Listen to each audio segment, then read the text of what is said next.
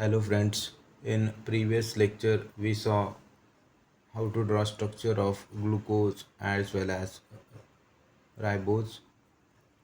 We saw pyranose form as well as furanose form structures. Glucose forms alpha D glucopyranose and beta D glucopyranose, and ribose forms furanose form alpha D ribose and beta D ribose. Today we'll see how to draw structure of fructose. So in fructose C6H12O6, first carbon is primary alcohol, last carbon is also primary alcohol. Second carbon contains ketonic group. Then third carbon is having H on the right side and OH for the remaining carbons are on the right hand side. And then we'll write complementary on the left hand side. So complementary of H is OH, OH is H, like that. So this is the structure of fructose. CH2OH at first as well as last carbon, at second carbon ketonic group, and at third carbon like glucose hydrogen is there on right side, and for others OH is there on right side, and on the left side complementary we have to write.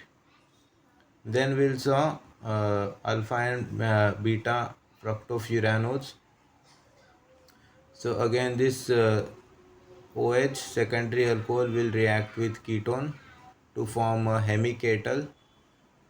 This H plus will combine with O minus to give OH, and this O minus will attach to carbonyl carbon, because carbonyl carbon is having partial positive charge and oxygen is having negative charge. So this is that negative oxygen which combines with carbonyl carbon.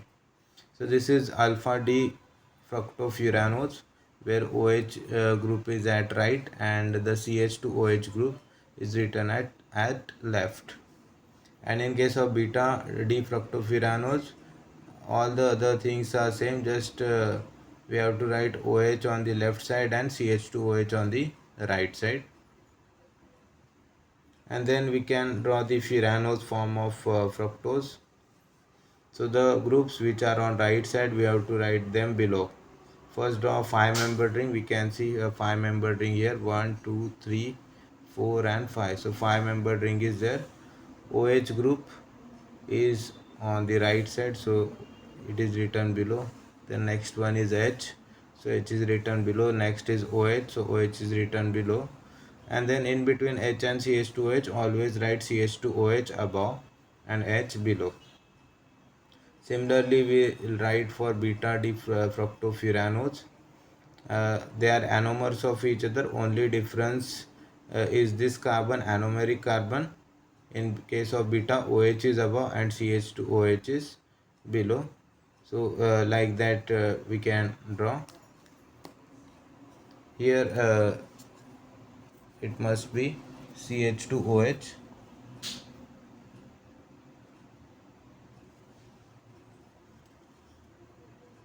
So CH2OH is above and OH is below. Now it is correct.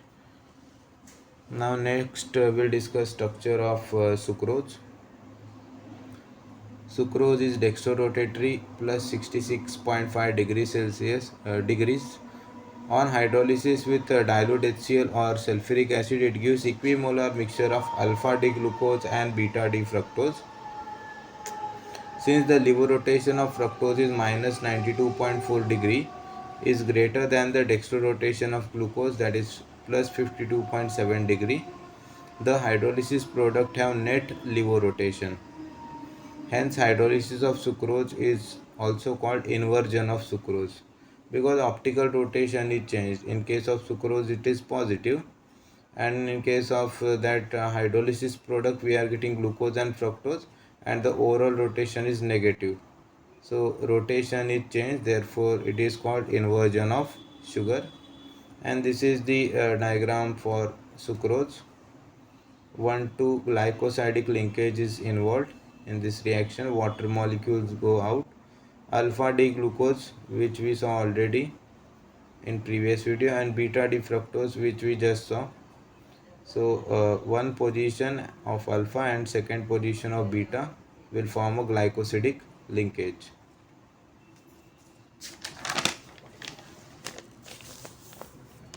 Some more points about sucrose. Sucrose is a disaccharide with molecular formula C12H22O11.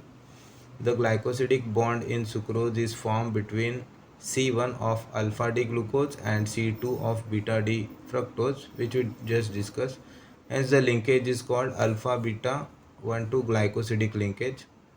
Since the potential aldehyde and ketone groups of both the monosaccharides are involved in the formation of glycosidic bond, sucrose is a non-reducing sugar.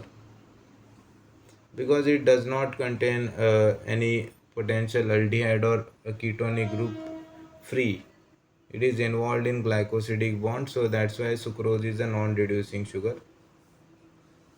Next is structure of maltose.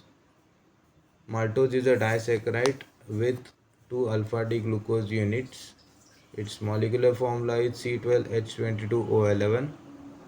C1 of 1 alpha D glucose combines with C4 of other alpha D glucose. Hence, the linkage is called 1,4 glycosidic linkage. The hemiacetal group at C1 of glucose is not involved in glycosidic linkage. Hence, maltose is a reducing sugar. So we can see in this figure of maltose, it could come for 2 marks. The linkage is glycosidic linkage again, but see the numbers 1, 4, and both are alpha D glucose. In sucrose there is alpha D glucose and fructose, beta D fructose. In case of this, both are alpha D glucose. So the linkage is alpha 1,4 glycosidic linkage. First position of one alpha D glucose and fourth position of other alpha D glucose. Okay, so this is structure of maltose. It should be maltose here.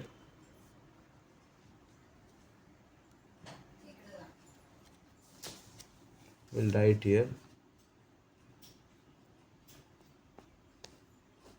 The structure of maltose, and the next one is the structure of lactose, the last one. So lactose is also a disaccharide with molecular formula C12H22O11. It is present in milk. It is formed by beta 1,4 glycosidic linkage between beta D glucose and beta D galactose. So both beta isomers are involved. One is of glucose, other is of galactose.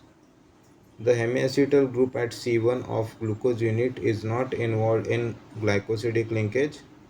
Hence, lactose is reducing sugar. So C1 unit of glucose is not involved, therefore it also acts as a reducing sugar like maltose. This is the structure of beta. This is the structure of lactose. Beta galactose combined with beta glucose, and the linkage is again 1,4 glycosidic linkage. Water is removed, and it is called beta 1,4 glycosidic linkage because both are beta. So that's how we can draw the structure of lactose. So that's all. Thank you for watching the video.